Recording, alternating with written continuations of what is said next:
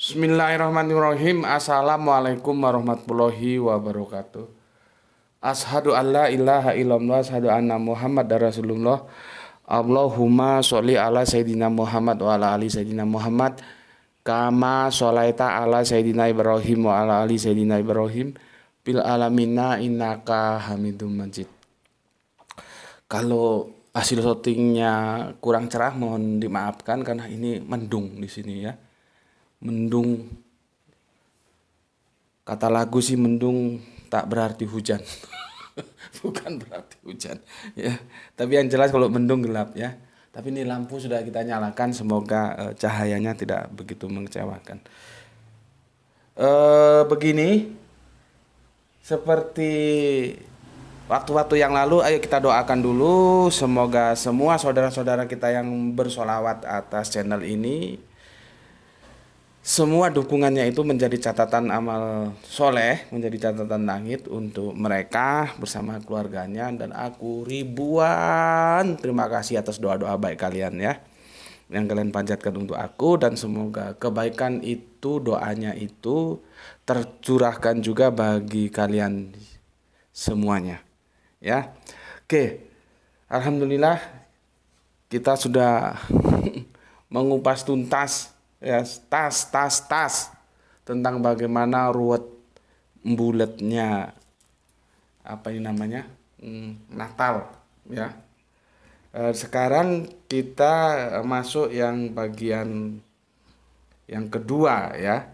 Kalau kemarin kan ruwet bulat Natal koyo susur itu tentang tempus, dan aku harus mengambil langkah siksak menjawab atau meluruskan pendeta Gilbert Numendong yang keliru menghitung tentang waktu Natal. Itu ada 2 episode, jadi terjedah ya. Maka sekarang aku lanjutkan ruwet bulat Natal koyo susur. Kalau kemarin tentang tempusnya, sekarang tentang lokusnya ya. Jadi Natal ya, Natal ruwet bulat, sudah ruwet bulat lagi. Kaya susur tentang lokus,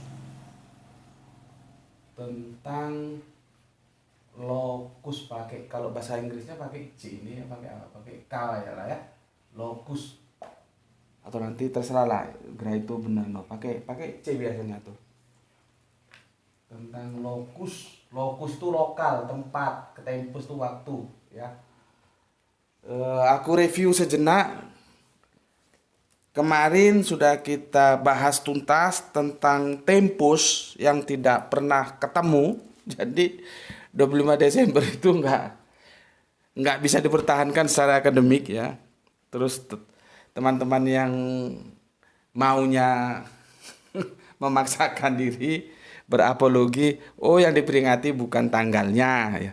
Ya silahkan berapologi, biarkan publik yang menilai itu apologi apa namanya, yang seperti aku pernah kemarin jelaskan itu apologi apa nih, sampah ya.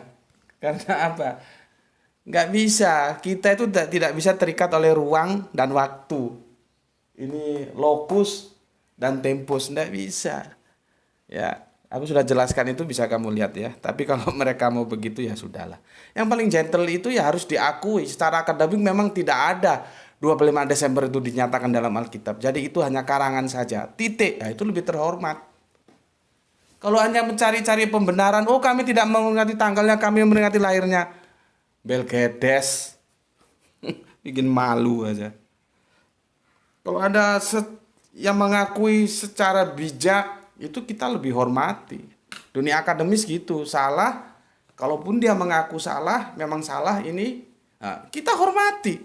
Tapi kalau pakai pokrol itu maju terus membela yang salah, itu memalukan. Nggak pantas masuk dalam diskusi-diskusi di channelku ini, enggak. Karena channel ini dibangun atas dasar akademis, bicara berdasarkan fakta. Ya. Oke. Seperti aku yang telah ingatkan lewat Al-Quran, memang sosok Yesus itu akan menjadi perselisihan, itu sudah disampaikan oleh Al-Quran 15 abad yang lalu. Ya, jadi nggak usah kaget, biasa-biasa saja. Ya, kalau di surat 19, ya 19:37 surat Maryam, ya ini kita dijelaskan adanya perselisihan tentang Yesus itu siapa sih, ya. Makanya Yesus menjelaskan di ayat atasnya itu, ya, tentang eksistensi Allah itu jelaskan, ya. Berselisih orang. Nanti kalau misalkan di surat An-Nisa, ya, surat An-Nisa itu surat 4 berapa ya? 57. Ini berselisih juga. Tentang yang dibunuh itu siapa, itu berselisih juga. Jadi ya itulah seperti yang aku sampaikan kemarin. Justru keadaan siapa sebenarnya Kanjeng Nabi Isa itu menjadi perselisihan, itu sudah sesuatu yang maklum karena sudah diberitakan lewat Al-Quran seperti itu, ya.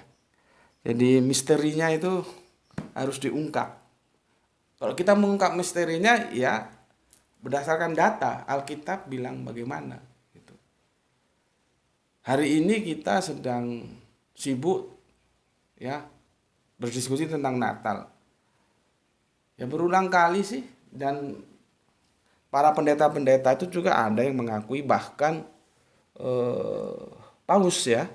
Paus itu mengakui 25 Desember itu salah. Salah, ya. Salah. Oke.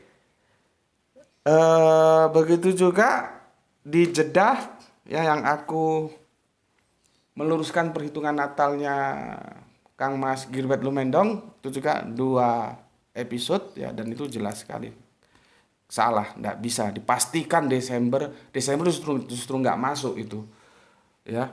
Desember nggak masuk hitungan, ada 3 bulan yang menjadi alternatif, ya. Oke. Sekarang kita berbicara lokus, tempat di mana sebetulnya Kanjeng Nabi Isa itu dilahirkan, ya. Aku bacakan sekilas dulu ceritanya supaya kalian punya bayangan, ya. Punya bayangan di surat Lukas, ya. Surat Lukas, buka kalian, apa namanya? Bible kalian, ya. Surat Lukas, ya, yang ada di 24. Lukas 24, ya. Demikianlah juga Yusuf pergi dari kota Nazaret di Galilea, ya, jadi dari Nazaret di Galilea, ini satu kota. Yusuf tinggal di sini bersama Bunda Maria, ya, ke Yudea, ke kota Daud yang bernama Betlehem. Ke Yudea, Betlehem.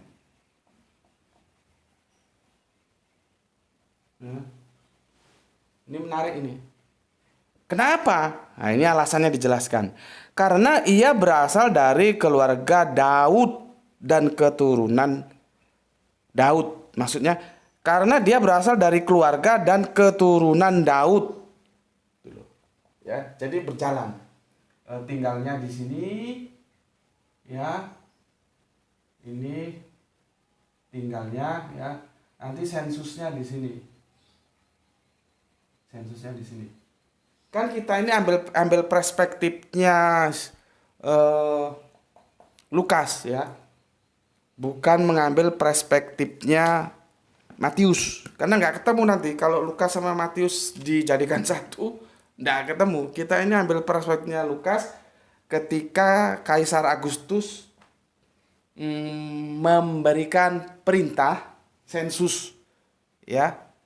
Dan saat itu Israel itu lagi dalam kekuasaannya Romawi, ya. Maka berangkatlah dari Nazaret ke Bethlehem untuk sensus, ya. Berarti ada perjalanan yang ditempuh. Ini dulu pahami. Ada perjalanan yang ditempuh. Oke. Kalau kita lihat, ya, di mana Yesus dilahirkan, ya, kita bisa lihat di Matius 25, ya. Matius 25, ya. Juga di Lukas 24. Matius 25 itu berapa? 2.5 maksudnya gitu, ya. 2.5 di Lukas 2.4. Sebelumnya aku jelaskan dululah mumpung ingat, ya. Injil yang ditawarkan Matius itu tidak sama loh dengan Injil yang ditawarkan Lukas. Itu beda. Konten pasarnya beda. Injil yang ditawarkan Matius itu ditawarkan untuk pasar orang-orang Yahudi, Israel. Kalau Lukas tidak, untuk semua orang. Beda. Makanya lah, lebih aman memang Injil yang ada sekarang ini, yang sekarang yang kanonik itu loh, ya. Itu jangan disetarakan dengan Al-Quran. Tidak bisa. Karena kalau dianggap dia kitab suci, dia gugur ke kitab suci, masa informasinya saling bertabrakan. Kan mesti ada salah satu yang salah lah, kitab suci kok salah. Kalau dia diposisikan sebagai hadis, ya orang bisa maklum. Gitu loh. Ya. Karena Injil yang ada sekarang ini kan memang Injil pelaporan, bukan Injil yang Kanjeng Nabi Isa terima, bukan, ya.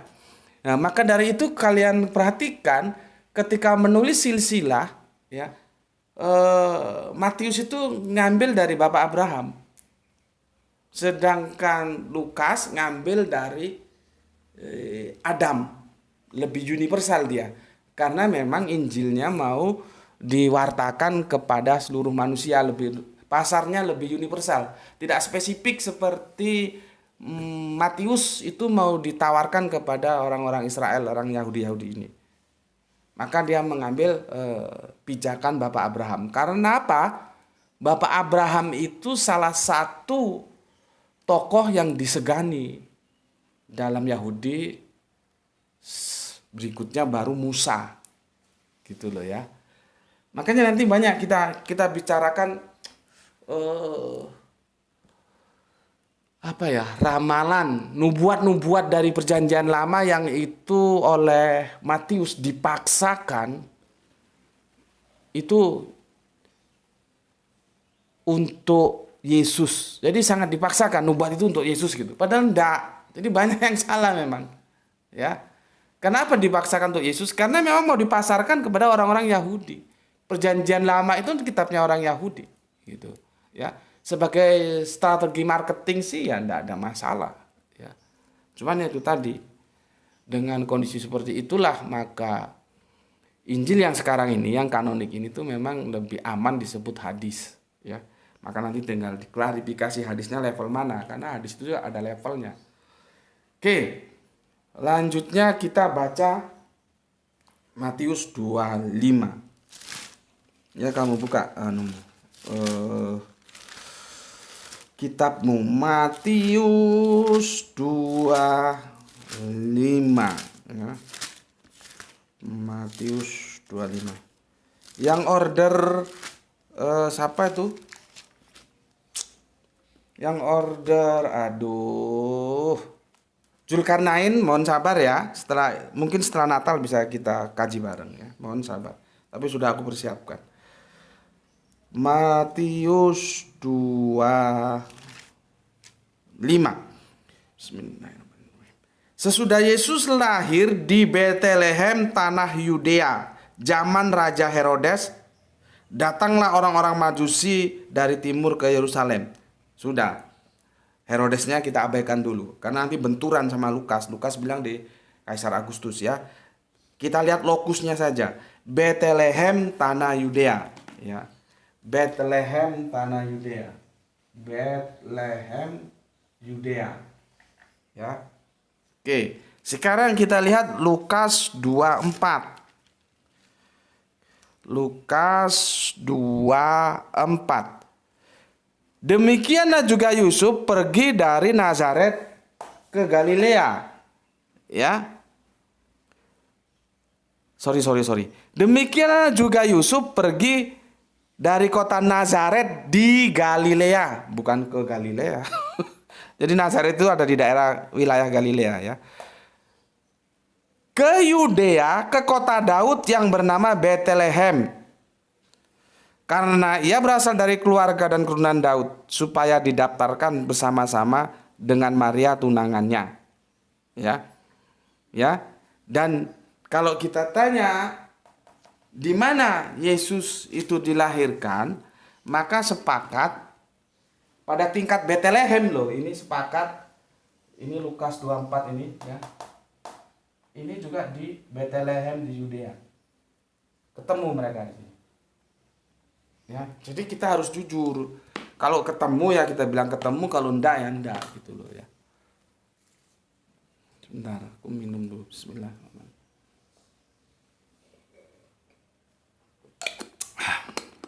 Tetes terakhir kopi itu memang menggairahkan.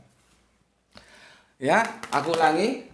Matius 25 dan Lukas 24 sepakat ya bahwa kelahiran Yesus itu ada di Betlehem ya, Baitul Lahim, kota daging, tanah Yudea ya. Sepakat mereka, Betlehem Yudea.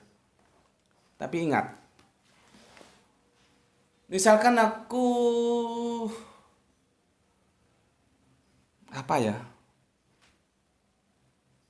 ambil Malang aja lah, atau Jawa Timur aja lah supaya lebih luas. Ya, Jawa Timur terlalu luas. Ya sudah, Batu aja lah ya daerahku ini. Grahito dan Ranti lahir di Batu. Dua informasi ya. Si A bilang Grahito dan Ranti lahir di Batu. Informasi lainnya Grahito dan Ranti lahir di Batu. Kalau kita terima dua informasi ini dia klop. Enggak tumpang tindih, enggak saling membunuh. Satu ayat tidak membunuh ayat yang lain, justru dia klop di Batu. Pertanyaanku, sejauh apa Anda berpikir bahwa Batu itu luas loh? Ya, Batu ini luas. Batunya itu tepatnya di mana? Di sini ada tiga kecamatan. Ya, kecamatan yang mana? Batu itu luas. Ya, ini sekedar aku men-trigger daya kritis kalian supaya kalian itu enggak begitu saja gampang percaya kalau sekolah minggu diceritain pendetanya, diceritain kisah bapak-bapak gereja terus kalian telan mentah saja. Coba sedikit kecerdasannya itu ditingkatkan sehingga melahirkan daya kritis yang itu membuat kita tercerahkan untuk mendapatkan kebenaran. Ya. Maka aku men-trigger seperti tadi supaya adrenalin otakmu itu bekerja ya. Kalau dibilang Grahito dan Ranti itu lahir di Batu, sama-sama lahir di Batu oleh dua informasi yang berbeda, A ngomong di Batu, B ngomong di Batu. Ya kalau di Batunya saja selesai, ya klop sudah. Ketemu. Pertanyaannya, Batu itu kan luas. Batu yang mana? Gitu loh. Ya. Oke, ini analogi ini aku gunakan untuk kalian membawa kalian ke Betlehem Yudea. Ya. Sekarang begini. Matius, Lukas ya, sama-sama memberikan sebuah catatan pemberitaan tentang tempat kelahiran Kanjeng Nabi Isa yang disebutkan Yesus itu menuju satu daerah yang sama, yaitu Bethlehem dan Yudea. Ya sama tadi ya, batu ya. Sekarang ini aku geret ke sini Bethlehem dan Yudea. Sekarang coba adrenalin logikamu itu kembangkan. Bethlehem dan Yudea itu luas loh. Itulah yang aku maksud. Bethlehem, kalau sampai Bethlehem dan Yudea ketemu, tapi kalau kita breakdown lagi, Bethlehem Yudea yang mana? Coba. Bethlehem Yudea yang mana? Paham ya? Ini namanya kita memberikan sebuah kritik tag, high kritik, ya. Apakah kalau Bethlehem itu kita breakdown lebih rinci lagi, lebih kecil lagi, small area, dari big area menjadi small area, apakah Matius dan Lukas sama-sama memberikan informasi yang sama? Ya bisa sama, bisa tidak. Makanya sekarang kita buktikan. Ya. Oke. Ya.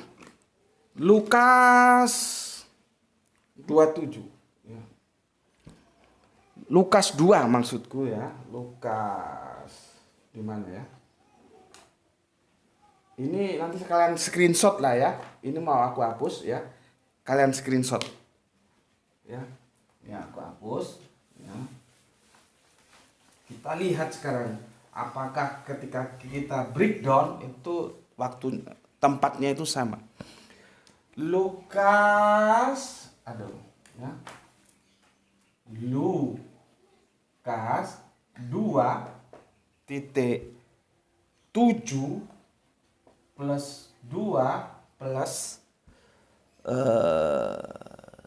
12 ya, plus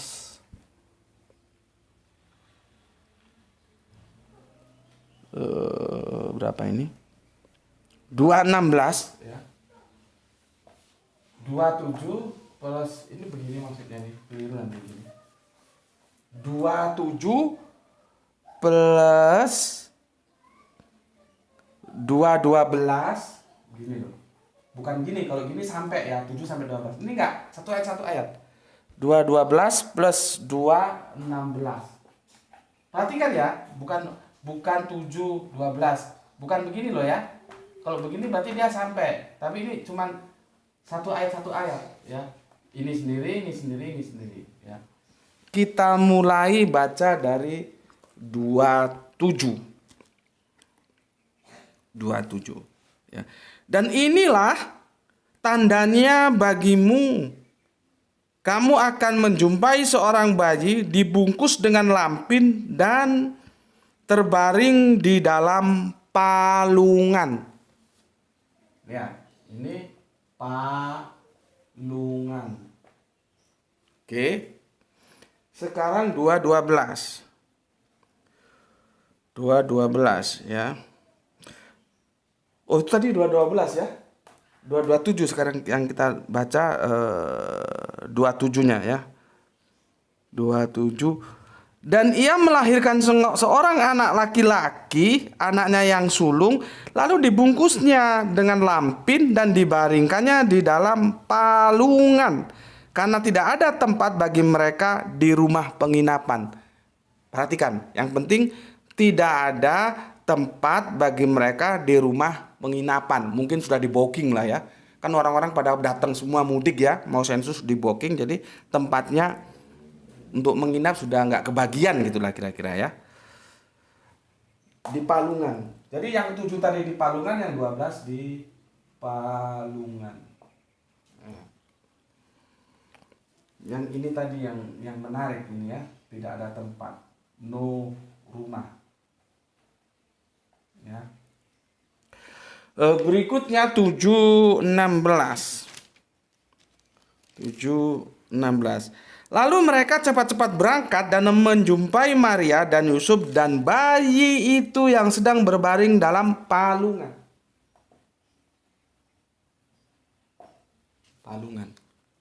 Jadi ini yang aku bilang kemarin, di mana kekristenan itu kerangka berpikirnya sudah terkontaminasi tentang lokus di mana Yesus itu dilahirkan.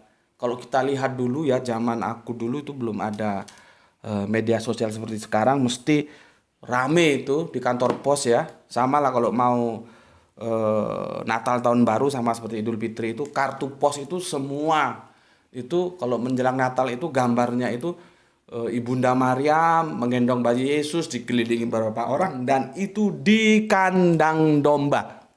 Pertanyaanku, dari mana gambar domba, kandang domba itu kok bisa hadir? Coba. Alkitab tidak mengatakan seperti itu loh. Yang dikatakan palungan. Palungan.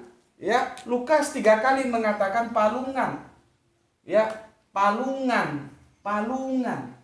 Palungan itu tempat untuk kasih minum binatang ternak. Bisa sapi, bisa onta, bisa domba, ya, palungan. Yang ada cuman ini. Tidak ada kandang domba, itu tidak ada. Itulah yang aku bilang, ketika Alkitab itu diintervensi, itu makin tidak karuan seperti ini nih. Dan teman-teman Kristen kehilangan daya kristis, seolah-olah percaya bahwa Yesus itu dilahirkan di kandang domba. Karena apa?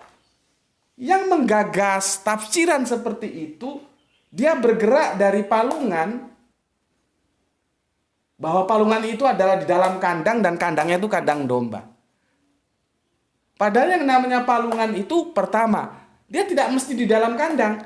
Yang kedua, dia tidak mesti kandang domba. Ini kan daya khayal, daya imajinasi yang disuntikkan kepada teman-teman Kristen, dan teman-teman Kristen menerima tanpa kritik. Coba. Tidak ada. Palungan. Maka untuk membahas ini, kita harus tahu dulu arsitektur rumah orang-orang Israel zaman ini disebut sudah pra Yesus atau sebelum Yesus ini. Yesus masih bayi ini. Zaman Yesus lahir gitu aja lah. Baru kita bisa menyelesaikan perdebatan ini. Benar nggak di kandang domba itu? Artinya dari segi lokus ini yang sederhana ini saja kita sudah berselisih. Makanya Al-Quran itu subhanallah akurat sekali. Cuman kan kalau kita tidak kritis, kita terima amin. Yang percaya katakan amin. Yang percaya katakan amin. Yang percaya katakan amin terus. Kehilangan daya kritis. Sebetulnya kalau kita kaji lebih dalam, ruwet, bulat, kayak susur. Jadi kalau ibu kita, nenek kita nyusur itu muter terus gini susurnya itu. Sampai merah-merah karena ada kinang, ada sirih gitu. Ya. Palungan, yang jelas cuman palungan. Karena apa? Kalau kita lihat tradisi Jawa, itu begini. Justru palungan itu memang ada yang di dalam, tapi ada yang di luar rumah. Biasanya itu ketika binatang ternak mereka siang hari, itu ditaruh di, dulu itu halaman rumah begitu ya. Ada seperti ya kandang gitu. Tapi bukan kandang dia hanya sekedar tempat parkir. Atau kadang-kadang di bawah pohon gitu ya. Itu ditambat di situ. Itu ada palungannya. Baru nanti setelah petang dimasukkan ke kandang. Gitu loh. Itu kalau kita lihat budaya Jawa, para petani memperlakukan ternaknya seperti itu. Ya. Jadi kesimpulannya tidak serta-merta bisa disimpulkan palungan itu mesti kandang. Kalau kandang itu kan tempat dia ditempatkan pada malam hari dimasukkan ke kandang. Enggak, kalau siang itu ada. Siang hari dia biasanya di depan rumah atau di samping rumah ditambat, ada palungannya. Dikasih rumput berapa gitu ya, berapa ikat gitu. Karena bagi masyarakat petani punya ternak yang gemuk, yang sehat itu kebanggaan. Ya mungkin dia lihat-lihat sambil ngerokok, sambil nongkrong-nongkrong di teras. Wah, lihat sapinya gemuk, senang. Lihat dombanya gemuk, senang. Kerbaunya gemuk, senang. Gitu. Nah sekarang kalau kita mau menjawab bahwa benar palungan ini adalah ada di dalam kandang domba, bukan di luar kandang domba, bukan tempat penambatan waktu siang hari. Ya aku minta datanya dari mana? Ente tahu nggak bagaimana arsitektur rumah zaman dulu? bagaimana mereka memperlakukan eh, hewan ternaknya, gitu loh. Ya, jadi mulai sekarang Anda tidak bisa lagi memberikan 100% percaya bahwa Yesus lahir di dalam kandang domba. Karena itu adalah intervensi dari penafsir Injil Lukas bergerak dari adanya palungan. Gitu loh, ya. Seperti kita kemarin, bagaimana kita menghitung waktu? Karena di Lukas dikatakan bahwa bulan yang ke-6. Kita landasannya di sana. Kalau di sini landasannya palungan. Maka dikembangkan sama si penafsir kandang domba. Iya, kalau kandang domba, kalau kandang onta, kalau kandang sapi. Ya, itu satu sisi. Ya.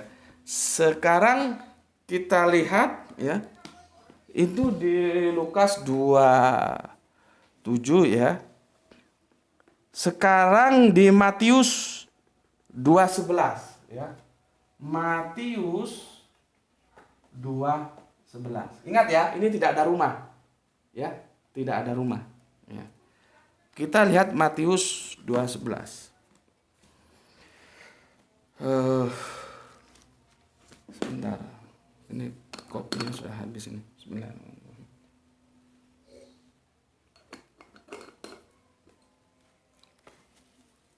Matius 2:11. Nanti aku akan menyertakan juga Injil Yakobus ya. Supaya lebih lengkap informasinya. 2:11. Maka ya, masuklah mereka orang-orang Majus itu yang mau ketemu itu ya. Masuklah mereka ke dalam rumah itu dan melihat anak itu bersama Maria ibunya, lalu sujud menyembah dia. Mereka pun membuka tempat harta bendanya dan mempersembahkan persembahan kepadanya, yaitu emas, kemenyan, dan mur. Di mana? Di dalam rumah. Bukan di palungan. Ya. Rumah. Ya. Beda kan sudah. Ini informasinya beda sudah. Di sini di dalam rumah. Di sini tidak dapat rumah dia, maka rumah nginep tidak dapat, maka di palungan. Dan di palungan itu diintervensi seperti penjelasanku tadi, kandang domba. Coba. Sedangkan di Matius di rumah, di sini bilang nggak dapat tempat penginapan, nggak dapat rumah. Ini mau ketemu bagaimana ini dua ayat ini? Ya, ini kan menjadi versus. Ya, menjadi versus ini. Tabrakan antara Lukas 2:12 dengan Lukas 2:11. Selisih satu angka ya. 2:12, 2:11. Ya. Coba, gimana itu? Kalau soal di Betlehemnya saja, Bethlehem, tanah Yudea, ya, ketemu sudah. Tapi ketika kita breakdown, Bethlehem itu lebar, bos. Bethlehem sisi yang mana? Ternyata Lukas mengatakan di palungan dan tidak dapat penginapan, tidak dapat rumah. Matius ngomong di rumah. Ini aja sudah tubrukan. Satu bilang nggak dapat rumah penginapan, ya mungkin sudah penuh, sudah di booking tadi, ya. Dan ini dia dapat rumah. Kacau kan? Kacau. Ya. Aku ulangi Lukas 2:12 ya. Lukas 2:12. Lukas 2:12 ya. Lukas 2 karena ini ya beginilah. Karena hadis ya, jadi tumpang tindih. Lukas 2:12. Dan inilah tandanya bagimu, kamu akan menjumpai seorang bayi dibungkus dengan lampin dan terbaring di dalam palungan. Itu ya, di dalam palungan. Dan tiba-tiba tampak, mana tadi yang nggak ada rumah, yang dapat rumah? Sebentar. Lukas 2:12. Sebentar, aku salah kutip. Lukas, aku mau bidik rumahnya ya. Sudah, coba Lukas 27 kita baca. 27. Ketika mereka di situ, tibalah waktunya bagi Maria untuk bersalin. Dan ia melahirkan seorang anak laki-laki, anaknya yang sulung. Lalu dibungkusnya dengan lampin dan dibaringkannya di dalam palungan. Karena tidak ada tempat bagi mereka di rumah penginapan. Nah, di sini ternyata, bukan di sini.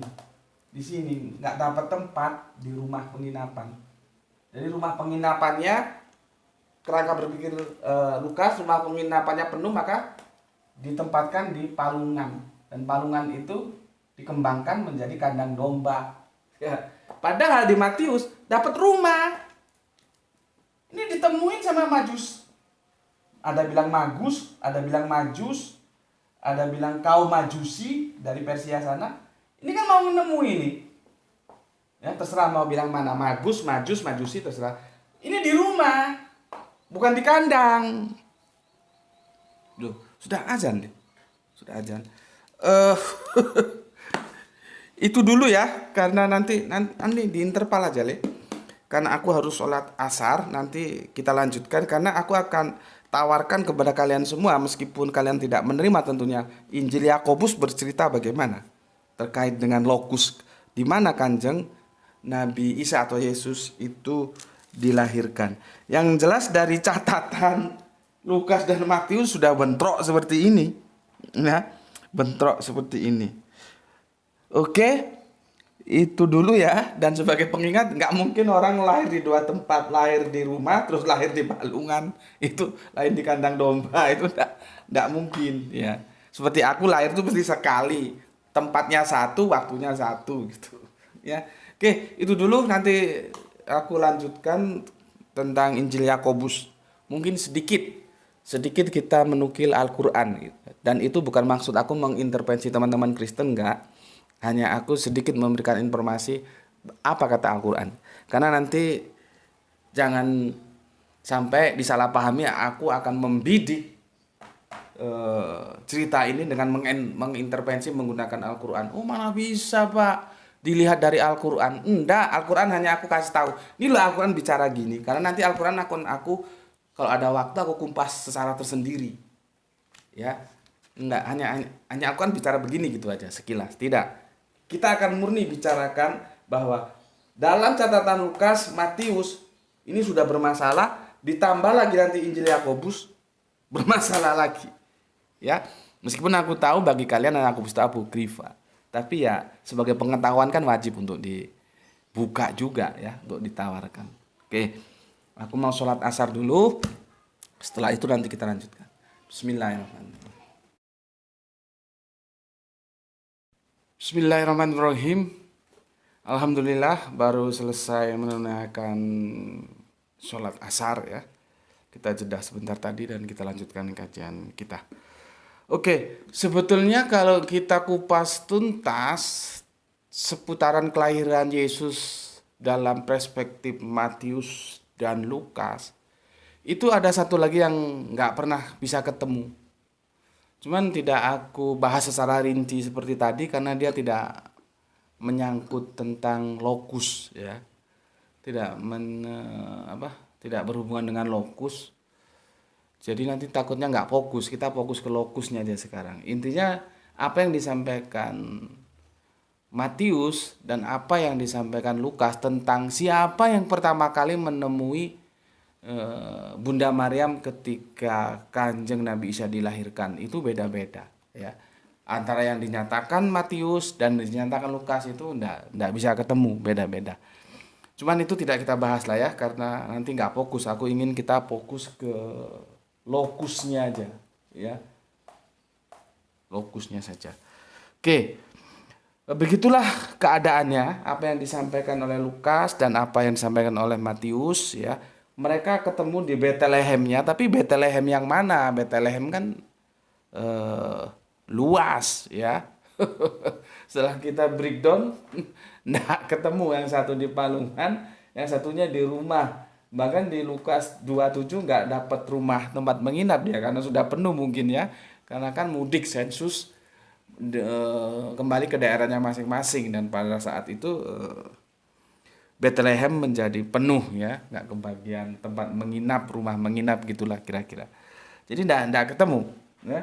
Yang satu di rumah, satu di dalam kandang, dan kandang itu sudah kita diskusikan awal. Palungan bukan kandang. Kalau kandang ada palungannya, tapi palungan belum tentu kandang gitu. Kadang-kadang di depan rumah juga ada palungan. Ya, atau kandang yang tempat apa ya? Bukan kandang sih ya. Cuman sekedar tempat berteduh gitu. Biasanya kalau ada pohon itu di bawah pohon ya. Tapi itu kultur Jawa loh ya, kultur Israel, apalagi ini pra-Masehi ya, kan kanjeng Nabi Isa baru lahir ya. Apakah dihitung awal Masehi juga terserah lah ya. Berapa 2000 tahun yang lalu tentunya perlu banyak kita membaca kitab-kitab antropologis Israel yang berhubungan dengan arsitektur rumah dan pertanian tentunya ya. Karena nanti pertanian hubungannya peternakan gitu. Oke, sekarang Injil Yakobus. Aku tidak perlu lagi menjelaskan posisiku tentang Injil Yakobus. Masalah kata kalian Injil Yakobus itu tidak ada, itu urusan kalian, tapi urusanku ada. Karena Injil itu sebuah kisah yang menceritakan sosok Yesus dari mulai kelahiran ya, sampai kematian, kebangkitan, naik di atas surga, dan katanya nanti mau turun lagi. Kan begitu. Ya. Jadi kalau menurut kalian tidak ada Injil Yakobus, itu urusan kalian karena memang kalian menganggap itu apokripa, tapi menurutku Injil Yakobus itu ada, atau James of Gospel. Seperti kemarin ketika orang bilang apa itu fiil, apa itu fiilnya itu Mahdi, apa itu mudore ya, apa itu amr, bagiku nggak ada masalah karena penemuan-penemuan baru itu bisa saja terjadi. Setiap fiil amr itu kan ada waktunya, itu mudore atau madi. Waktu kita diskusikan kemarin tentang apa itu ya, tentang sholawat ya, tentang sholawat yang berislamlah engkau seislam-islamnya. Masalah di pondok pesantren adanya cuman fiil mudore, fiil amr, fiil madi, itu urusan pondok pesantren. Urusanku adalah ada fiil lain yang namanya fiil medi, di mana setiap kata perintah fiil amr itu ada waktunya, kapan perintah itu dilakukan. Maka di situ ada juga fiil madinya, mungkin ada fiil amrnya mungkin, atau yang forever seperti aku ceritakan kemarin. Karena ndak ada itu dalam perspektif pondok dan nahu sorob pada umumnya. Kalau aku menyebutnya bukan nahu sorob tapi sorob nahu, maka aku masukkan fiil meti. Gitu. Nggak ada urusan sama yang lain, begitu ya begitu. Sama dengan ini Gospel of James, orang bilang nggak ada, ya itu urusan kalian, urusanku bilang ada. Oke, sekarang kita berbicara tentang, karena ini jarang ya, maka aku bacakan. Ini menarik ini. Maksudnya kalau ini kan kalian gampang mendapatkannya, dan aku bilang ayat sekian kalian bisa baca ya. Ini agak sedikit aku bacakan satu kisah yang terpenggal ya. Aku penggal yang bagian penting saja supaya kalian dapat gambarannya. Karena kalian nggak punya Injil ini ya, maka aku bacakan saja. Langsung ke Injil Yakobus nomor ayatnya pasalnya 17. Ini nggak pakai ayat kalau ini. Sebentar, pakai ayat enggak sih ini? Sepertinya enggak ya, pakai ini, pakai ayat ya. Langsung ke pasal 17.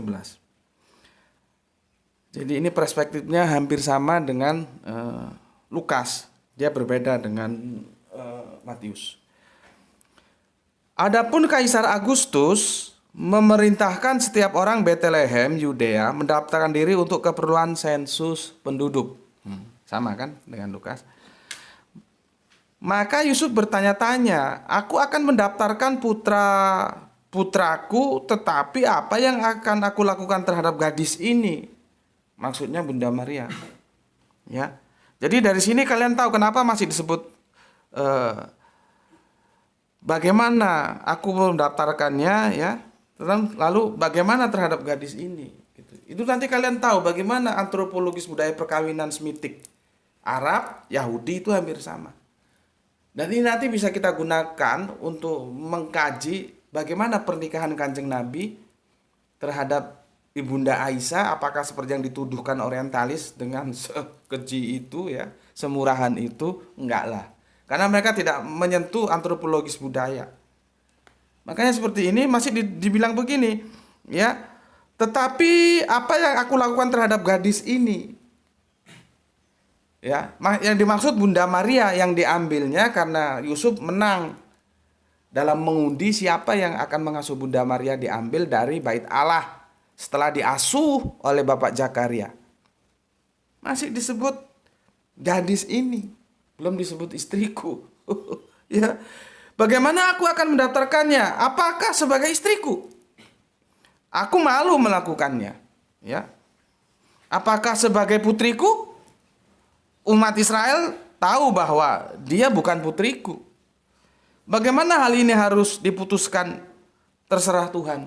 Akhirnya dalam kebingungan Yusuf, ya sudahlah, terserah Tuhan. Kalau orang kami arek-arek Malang bilang wis opo jare wis. Apa kata nanti? Opo jare kalau kata arek-arek Malang. Kalau kata teman-teman di Bandung biasanya atau di daerah Pasundan sana, kumaha engkek wae lah. Itu wujud sebuah kepasrahan dari sebuah kebingungan. Memasrahkan kepada yang maha kuasa, yaitu Gusti Allah ingkang Maha Agung. Kumaha engkek wae lah. Apa jare wis? Ya. Terserah Tuhan. Karena Yusuf bingung mau diperlakukan sebagai apa pengakuannya terhadap gadis ini yang bernama Bunda Maria ini, ya. Mau dibilang putri. Semua penduduk sana tahu, kan asalnya dia dari sana memang. Bahwa itu bukan putrinya. Dibilang istri, bagaimana perutnya sudah hamil, sudah gede, kan kebingungan, ya. Oke. Maka ini itu pasalnya, pasal 17 ayatnya nggak usah aku sebut lah ya, biar ringkas. Maka dia memasang pelana keledainya dan menempatkan Maria di atasnya. Jadi keledainya dipasang pelana, dinaikkan. Oke, jadi status ini mumpung aku ingat, status Pak Yusuf itu mengambil Maria dari Bait Allah karena dia yang menang undi, itu duda loh. Dan punya anak. Ya, ini jarang orang tahu ini. Itu duda punya anak, ya, Pak Yusuf itu. Oke. Maka dia memasang pelana keledainya dan menempatkan Maria di atasnya. Jadi dinaikkan ini ya, setelah dipasang pelana keledainya dinaikkan. Putranya menuntun keledai itu, ya, putranya Pak Yusuf maksudnya, ya. Jadi Bunda Maria dinaikkan lalu keledainya dituntun oleh putranya. Dan Samuel berjalan di belakangnya. Di sini nggak ada informasi who is Samuel itu, ya. Ketika mereka sudah berjalan hampir 3 mil, catat, hampir 3 mil, berjalan hampir 3 mil. Ya. Yusuf berpaling dan melihat Maria merajuk. Tahu merajuk ya? Itu merajuk itu bahasa Melayu. Nggak tahu kalau di Indonesia kan yang sekarang apa merajuk itu ya. Merajuk kalau kami, karena kami di Sumatera dulu ya, di daerah Siantar tuh kulturnya Melayu, tahu. Aku tahu merajuk, cuman cara menjelaskan ke kalian itu yang nggak tahu aku. Ya, merajuk. Jadi Bunda Maria merajuk. Maka dia berkata kepada dirinya sendiri, maksudnya Pak Yusufnya itu ya, setelah melihat Bunda Maria merajuk. Mungkin bayi yang dibawanya menyebabkan dia merasa tidak nyaman. Itu dalam hatinya Pak Yusuf. Yusuf berpaling lagi dan jadi setelah dia merajuk ya, berpaling lagi, dilihat lagi dan melihat Maria sedang tertawa. Lalu dia berkata kepadanya, Maria, apa yang sedang terjadi pada dirimu? Sebentar aku melihatmu tertawa, sebentar engkau berkeluh kesah. Dia menjawab, Yusuf, hal ini dikarenakan aku membayangkan ada 2 orang di depanku. Agak mistis ini ya. Membayangkan ada 2 orang di depanku. Yang satu menangis dan yang satunya lagi bergembira dan melompat-lompat kegirangan. Itu bayangannya Bunda Maria yang menyebabkan dia berkeluh kesah, merajuk, dan tertawa. Setelah menempuh setengah perjalanan. Ingat, setengah perjalanan. Kalau tadi jelas hitungannya, berjalan hampir 3 mil ya. Sekarang ditekankan lagi setengah perjalanan. Artinya belum sampai ke Betlehem, ke Yudea. Ini kan perjalanan dari Nazaret ke Betlehem. Ya. Oke. Setelah menempuh setengah perjalanan, Maria berkata kepadanya, "Yusuf, tolonglah aku turunkan dari keledai ini, sebab anak yang ada dalam kandunganku mau lahir." Ingat, setengah perjalanan, belum sampai ke Betlehem, tanah Yudea, belum sampai. Ya, ya, perhatikan di sini. Nanti kita komparasi dengan Injil Lukas dan Injil Matius. Oke, selanjutnya. Maka Yusuf menolong Maria turun dari keledai, lalu berkata kepadanya, "Kemana aku akan membawamu, supaya kamu dapat dengan tenang dan tanpa gangguan melahirkan? Sebab tempat ini sangat terbuka." Ini perjalanan ini ya, di tengah perjalanan tempat terbuka. Ya, itu ayat pasal 17. Sekarang kita masuk ke pasal 18. Dia, Yusuf, ya mungkin berjalan-jalan, berlari-lari nyari tempat ya. Akhirnya dia menemukan sebuah goa di dekat situ dan membawanya masuk ke dalam. Dia menempatkan putra-putranya untuk menjaganya, menjaga Bunda Maria ya. Lalu pergi untuk mencari seorang bidan Ibrani di perkampungan sekitar Betlehem. Ya, sekitar Betlehem ya. Lihat, sekitar Betlehem. Dan tadi di awal disebutkan 3 mil, hampir 3 mil. Berikutnya dijelaskan lagi setelah menempuh setengah perjalanan. Artinya apa? Belum sampai Betlehem, masih sekitar Betlehem. Kalimatnya jelas, ya. Jadi di sini Lukas, Matius, sini nampak nih. Yakobus nggak nampak ya, nggak nampak. Sebentar mana? Ini di mana ya? Sini aja guys. Sini nampak? Yakobus ini di ayat ke 18, 17 ya, plus 18. Ini belum sampai Betlehem, masih setengah perjalanan, dikatakan sekitar. Namanya sekitar Betlehem itu belum tentu dia masuk ke pusat Betlehem, ya mendekati lah. Tapi dikatakan sini setelah menempuh setengah perjalanan, ya itu Maria sudah minta diturunkan karena mau melahirkan. Masih setengah perjalanan, belum sampai Betlehem. Jadi ini tidak di Betlehem, tepatnya di goa.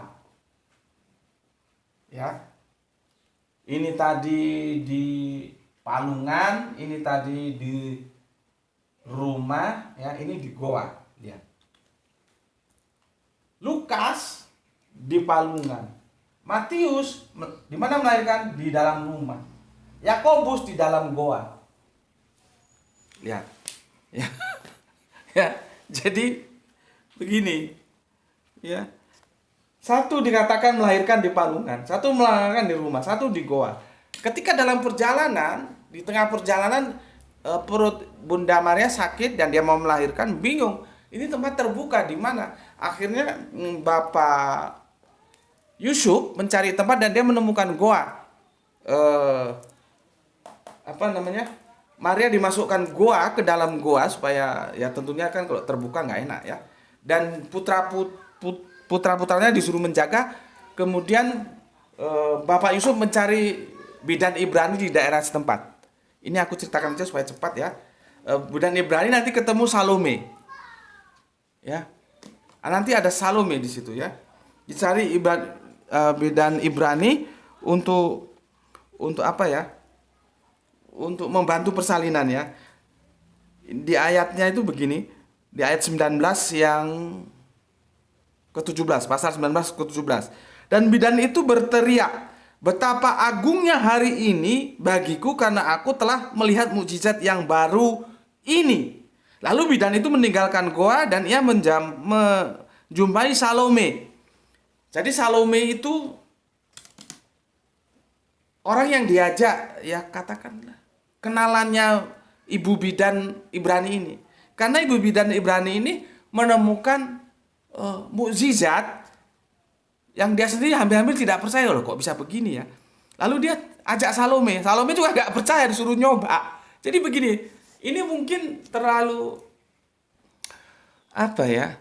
Untuk teman-teman yang penggiat feminisme mungkin akan resistensi terhadap cerita ini, juga resistensi terhadap bagaimana cara pandang kekristenan Katolik, karena salah satu Bunda Maria itu begitu diagungkan maka disebut dengan kata-kata perawan.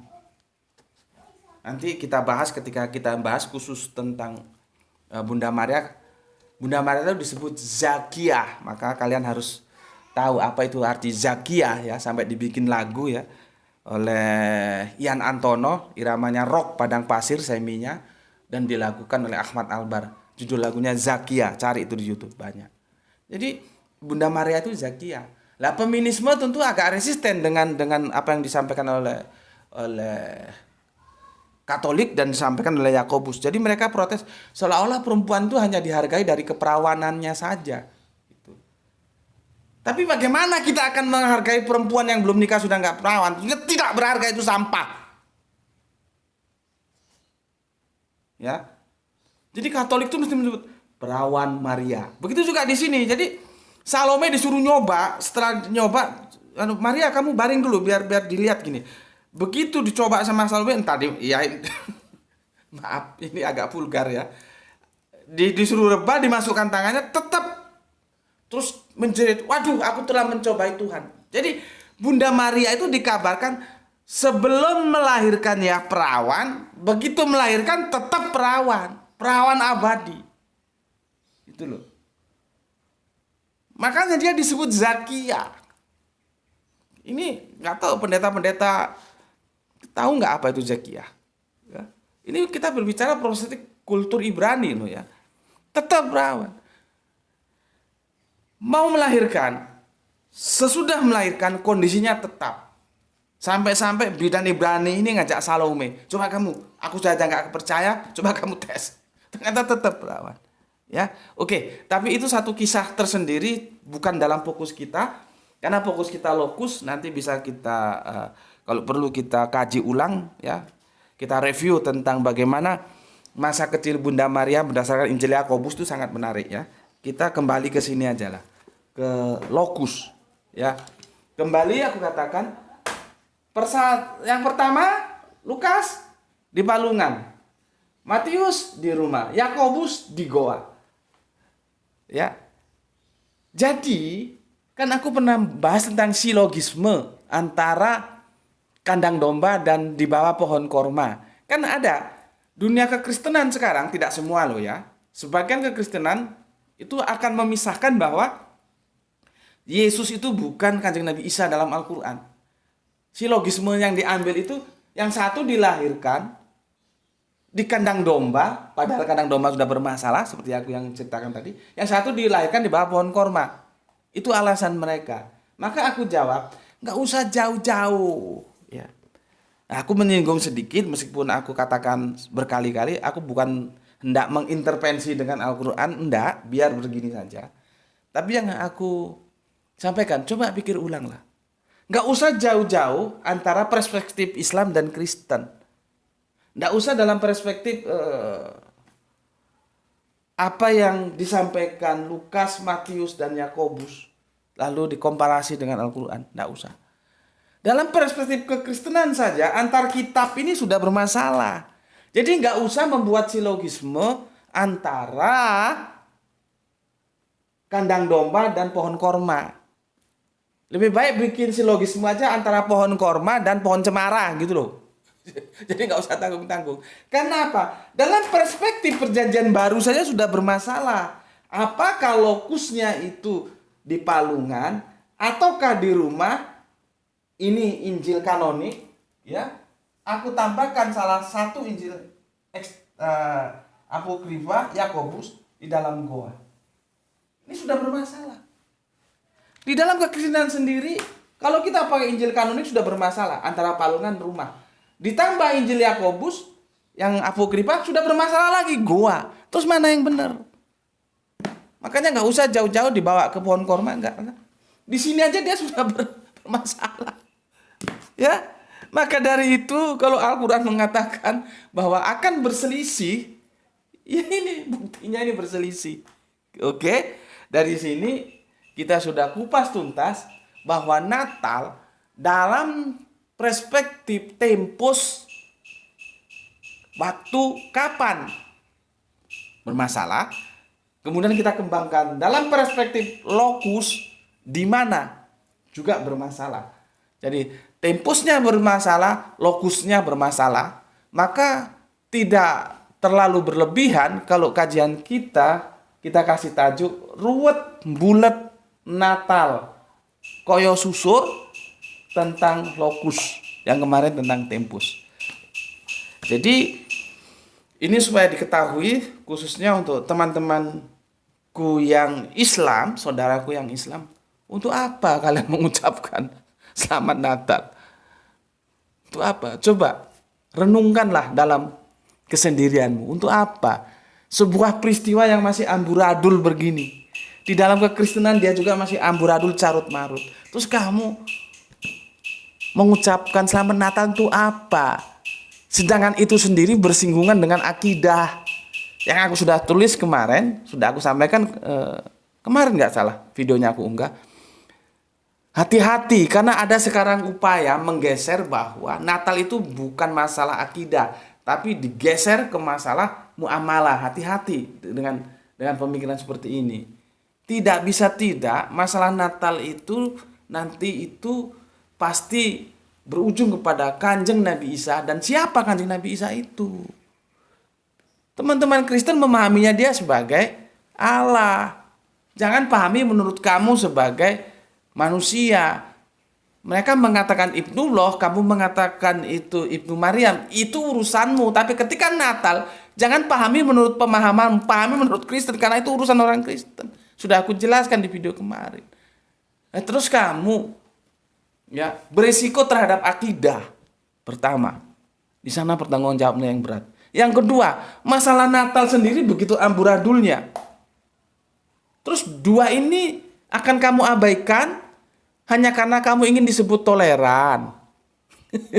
Terus orang yang nggak mengucapkan Natal kamu anggap tidak toleran, begitu.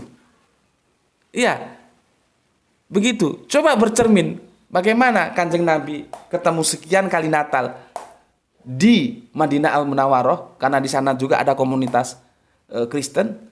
Pernah Kanjeng Nabi mengucapkan Natal? Lalu apakah Kanjeng Nabi karena nggak mengucapkan Natal terus dibilang intoleran gitu? Berani kamu ngomong begitu? Batukmu, dapurmu? Berani kamu ngomong gitu? Ya. Dan satu kisah pun tidak ada yang mengatakan Kanjeng Nabi mengucapkan Natal. Dan satu kisah pun tidak ada karena tidak mengucapkan terus dibilang intoleran. Tidak ada. Orang sekarang tuh sok-sok. Makanya aku bikin undian berapa triliun kemarin, Le? 50, berapa triliun tuh kamu lihat itu? 50 triliun. Itu bahasa metafor karena apa? Karena tidak mungkinnya ya sombong dibalas sombong itu tidak masalah. Kalau ada yang ngomong 5 juta, ini 5 triliun. Berapa? 50 triliun. Kalau ada yang bilang 50 juta, ini 50 triliun ini. Ya. Sok-sokan, ngerti aja enggak apa definisi toleran. Terus mau ngomong yang enggak mengucapkan salam itu intoleran, dia sendiri yang toleran.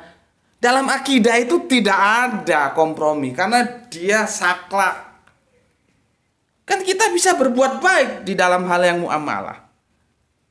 Makanya harus hati-hati. Sekarang ada sebuah pemikiran mau menggeser seolah-olah Natal itu masalah muamalah, bukan masalah akidah. Karena dia ya mengambil perspektif Mesir. Aku sudah bilang, Mesir itu urusan orang Mesir, Bukan urusan kita bangsa Indonesia kok. Saudi itu urusan orang Saudi. Bukan urusan kita ini bangsa Indonesia kok. Sedikit punya harga diri gitu loh. Jangan sedikit Mesir, sedikit Saudi. Islam itu bukan Mesir, bukan Saudi. Islam itu Al-Quran dan Al-Hadis. Titik. Di bumi manapun, di sudut manapun, kamu ijak bumi itu, Islam itu Al-Quran dan Hadis. Tidak ada Islam itu Mesir, Islam itu Saudi, nggak ada. Urusan mereka. Kita sebagai mana punya harga diri menentukan sikap. Gitu harusnya. Kok ini ada penceramah bawa-bawa Mesir, bawa-bawa Saudi. Memangnya Islam itu tergantung Mesir sama Saudi? Kita sebagai bangsa kok, kita dilahirkan sebagai bangsa Indonesia oleh Allah. Kita bangga dong sebagai orang Indonesia. Harusnya orang Indonesia menemukan pemikiran-pemikiran yang cerdas. Sebagaimana ulama-ulama terdahulu. Ada yang Al-Bantani itu, orang canggih. Apa itu? Ada pendiri NU. Itu canggih tuh, hafal berapa ribu hadis tuh. Sampai gelarnya itu Hadratus Syekh atau apa begitu. Itu orang Indonesia. Bukan orang Mesir, bukan orang Saudi. Terus kamu mau bangga-banggakan Mesir sama Yahudi, sama Saudi? Berhentilah. Jadi kalau ngajar itu ya, tolonglah ustadz-ustadz ini kalau ngajar itu, Islam itu Al-Quran dan Hadis. Apa kata Al-Quran, apa kata Hadis. Gitu. Kalau memang perlu, baru nanti kita lihat antropologisnya seperti apa. Itu juga tidak saklek, itu hanya sebagai alat untuk pendekatan. Gitu loh. Jangan terus ujuk-ujuk. Memangnya orang Indonesia disuruh seperti orang Mesir, orang Indonesia disuruh orang seperti orang Saudi. Ya nggak bisa dong. Ya, oke. Intinya ya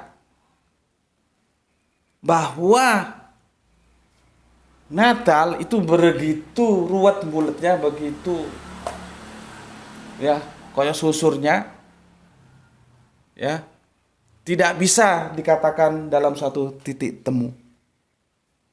Itu kesimpulan kita kali ini, ya. Dan sampai kita ketemu lagi di kajian berikutnya. Nggak tahu, aku belum ada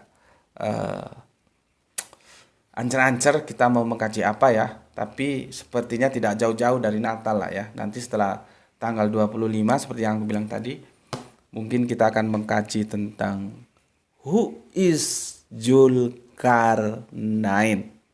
Ya. Itu dari aku, sampai ketemu lagi. Bismillahirrahmanirrahim. Alhamdulillahirabbil alamin.